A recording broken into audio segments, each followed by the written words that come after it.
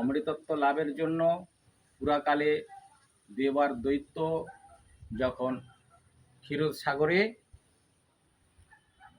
মন্দার পর্বতকে মন্থন দণ্ড এবং বাসুকী নাগকে রজ্জু করে সমুদ্র মন্থন করেছিল, তখন পৃথিবী ধ্বংসের উপক্রম হয়। ভগবান বিষ্ণু কূর্মরূপ ধারণ করে সেই মন্দার পর্বতের তলায় অবস্থান করেন এবং পৃথিবীর ভার লাভ করেন।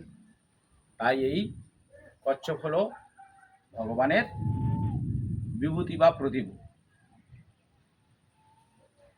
বিষ্ণুর দশবাস স্তোত্রে আছে, ক্ষিতিরীয় বিপুল তরে তব তিষ্ঠতি পৃষ্ঠে ধরণী ধরণ কিন চক্র পরিষ্ঠে কেশব ধৃত কূর্ম শরীর জয় জগদীশ হরে।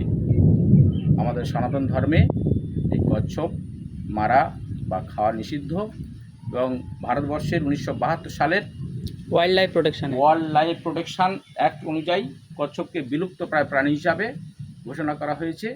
তাই এই প্রাণীকে বধ করা এবং মারা সর্বতভাবে নিষিদ্ধ এবং আইনে তা শাস্তিযোগ্য অপরাধ।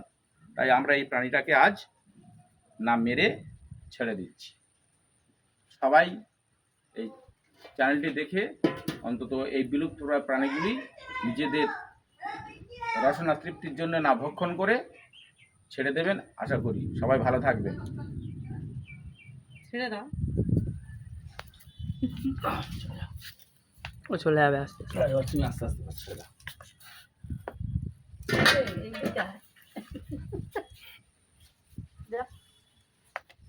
আর আগে যা